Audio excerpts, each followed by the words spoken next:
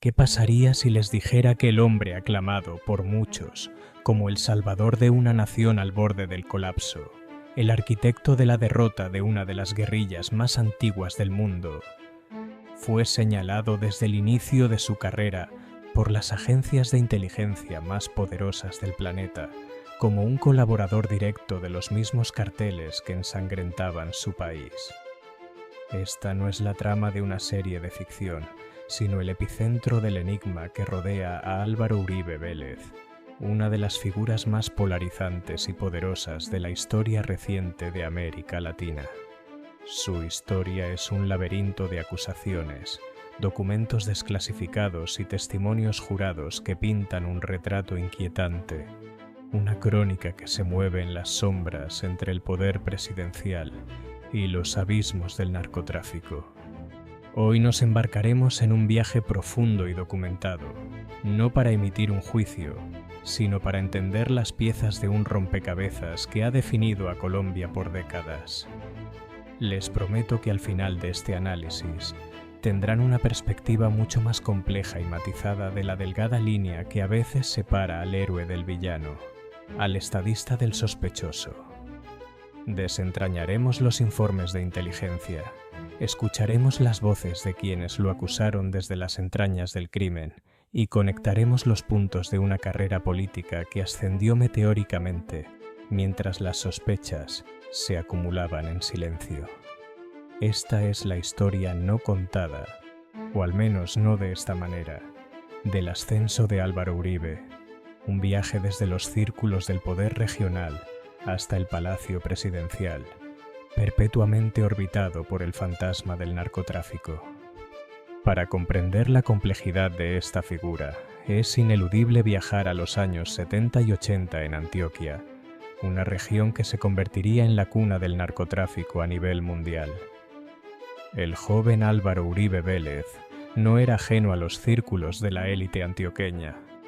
Su padre, Alberto Uribe Sierra, era un acaudalado terrateniente y, según múltiples investigaciones y testimonios, una figura con conexiones profundas y problemáticas. El nombre de Uribe Sierra aparece vinculado a los Ochoa Vázquez, el clan familiar que junto a Pablo Escobar fundaría el Cartel de Medellín. La anécdota más notoria y quizás la más reveladora es la de un helicóptero JUES 500, matrícula HK-2704, que se accidentó en 1984. Al investigar los restos, se descubrió que la aeronave era copropiedad de Alberto Uribe Sierra y nada menos que de Fabio Ochoa Restrepo, el patriarca del clan. Este no era un detalle menor, era la evidencia tangible de una sociedad comercial en el punto más álgido del poder del cartel. Más tarde, el propio Pablo Escobar, en una entrevista, mencionaría al padre de Uribe como uno de sus socios en el negocio ganadero, un eufemismo que en la Colombia de la época a menudo ocultaba el lavado de activos. Fue en este contexto que un joven y ambicioso Álvaro Uribe comenzó su carrera pública. Un nombramiento clave llegaría en 1980, cuando Belisario Betancur lo designó como director de la Aeronáutica Civil. Durante su gestión, que duró poco más de 2 años, Colombia experimentó una explosión sin precedentes en la concesión de licencias para aeronaves y la construcción de pistas de aterrizaje privadas. Informes periodísticos y judiciales de la época, como los de la revista Semana y el diario El Espectador, documentaron cómo la Aeronáutica Civil bajo Uribe otorgó un número desproporcionado de permisos a individuos que posteriormente serían identificados como pilotos y testaferros del Cartel de Medellín. Se habla de cientos de licencias para aviones y helicópteros, la misma flota que tejería las rutas invisibles del tráfico de cocaína hacia Estados Unidos. Virginia Vallejo, la periodista que fue amante de Pablo Escobar, afirmaría en su libro y en posteriores declaraciones juradas que Escobar se refería a Uribe como ese muchacho bendito que le había facilitado la logística aérea. Aunque Uribe siempre ha negado vehementemente estas acusaciones, argumentando que actuó conforme a la ley, la coincidencia entre su gestión y la consolidación de la infraestructura aérea del narcotráfico es, para sus críticos, una mancha indeleble en el inicio de su trayectoria. Pero las sospechas no provenían únicamente de testimonios de criminales o de la prensa. Mientras Uribe escalaba posiciones en la política colombiana, convirtiéndose en senador, las agencias de inteligencia de Estados Unidos comenzaban a tomar nota. En 1991, un documento desclasificado de la Agencia de Inteligencia de Defensa de los Estados Unidos, la DEA, sacudiría los cimientos de la percepción pública sobre Uribe. El informe, titulado Los principales narcotraficantes colombianos, listaba en el número 82 a Álvaro Uribe Vélez. El texto era demoledor y explícito. Lo describía como un político y senador colombiano dedicado a la colaboración con el cartel de Medellín en altos niveles del gobierno. El informe iba más allá, afirmando que Uribe trabajó para el cartel y que era un amigo personal cercano de Pablo Escobar. Citaba su gestión en la aeronáutica civil como un punto clave de su colaboración y mencionaba su supuesta participación en las operaciones de narcotráfico de Escobar en Estados Unidos. Este documento no era una opinión aislada, era el producto del análisis de la inteligencia militar estadounidense. Cuando el informe se hizo público años después, Uribe lo desestimó como una infamia y un ataque de sus enemigos políticos, pero la existencia del documento probaba que para el gobierno de los Estados Unidos, el futuro presidente de su principal aliado en la región era, en ese momento, considerado un activo del narcotráfico. Otros cables diplomáticos desclasificados a través de Wikileaks también revelaron las persistentes preocupaciones de los diplomáticos estadounidenses sobre las sombras y los cuestionables socios que rodeaban a Uribe a lo largo de su carrera. El siguiente capítulo crucial en esta narrativa se escribe a mediados de los 90, cuando Uribe es elegido gobernador de Antioquia, su tierra natal, ahora devastada por la violencia de guerrillas, paramilitares y narcotraficantes. Fue durante este periodo, entre 1995 y 1997, que Uribe impulsó y legalizó uno de los proyectos más controvertidos de la historia reciente de Colombia: las cooperativas de vigilancia y seguridad privada, conocidas como Convivir. Sobre el papel, la idea parecía lógica: permitir que los ciudadanos, especialmente en zonas rurales, se organizaran en cooperativas legales para colaborar con las Fuerzas Armadas en labores de inteligencia y autodefensa frente a los grupos armados ilegales, principalmente las guerrillas de las FARC y el ELN. Sin embargo, en la práctica, las Convivir se convirtieron, según innumerables sentencias judiciales y testimonios de exjefes paramilitares, en la fachada legal para la expansión y consolidación de los ejércitos privados de la extrema derecha, las Autodefensas Unidas de Colombia, la AUC. Estas organizaciones no solo cometieron masacres atroces y desplazamientos forzados, sino que eran en esencia el brazo armado de los narcotraficantes para proteger sus laboratorios y rutas del control guerrillero. La legalización de las Convivir les proporcionó armas, radios de comunicación y, lo más importante, un velo de legitimidad. Salvatore Mancuso, uno de los máximos comandantes de la AUC, declararía años más tarde ante la justicia que las Convivir fueron el engendro que permitió el crecimiento exponencial de su organización criminal y que Uribe, como gobernador, fue un aliado fundamental en este proceso. Testimonios de otros paramilitares desmovilizados corroboraron esta versión, afirmando que Uribe asistió a reuniones en fincas donde se planificaron masacres y se coordinó la expansión paramilitar. Uribe siempre ha defendido las Convivir como un instrumento legal y necesario para la seguridad, negando cualquier conocimiento o apoyo a sus actividades ilegales, pero la evidencia judicial demostró que muchas de estas cooperativas, como la famosa Papagayo, se transformaron directamente en frentes de guerra de la AUG, dejando una estela de sangre y terror en Antioquia.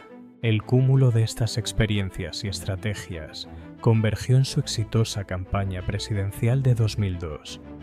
Uribe llegó al poder con una promesa de mano dura y una política bandera: la seguridad democrática.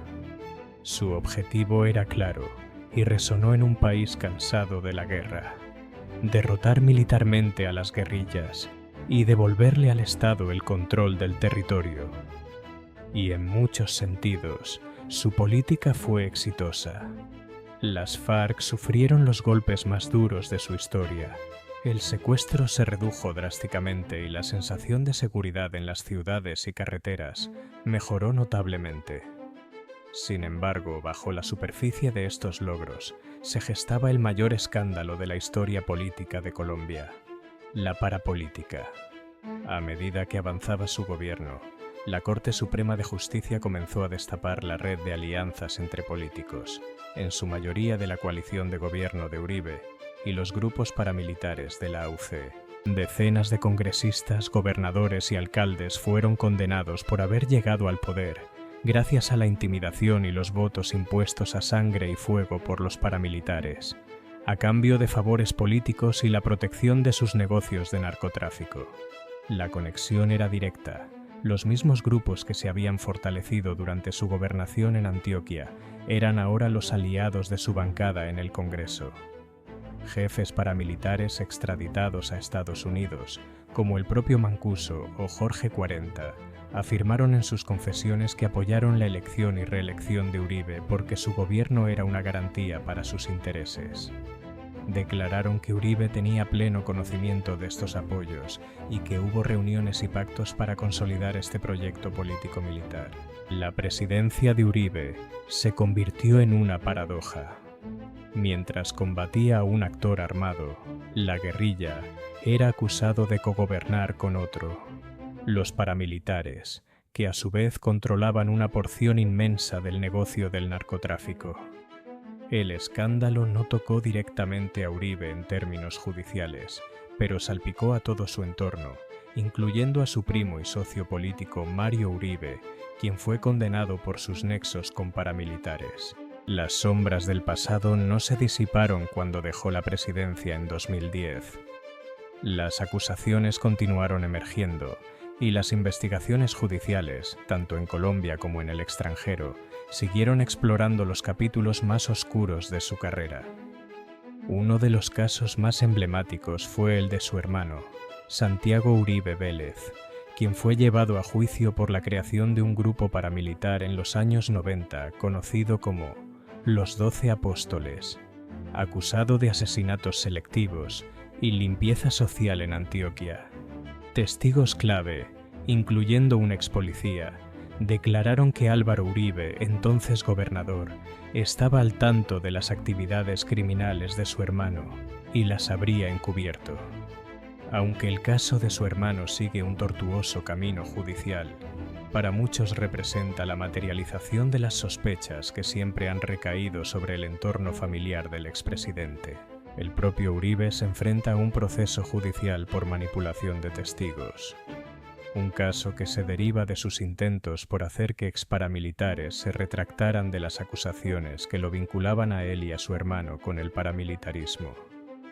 Es una espiral de acusaciones y defensas que ha mantenido a la sociedad colombiana dividida durante más de 2 décadas.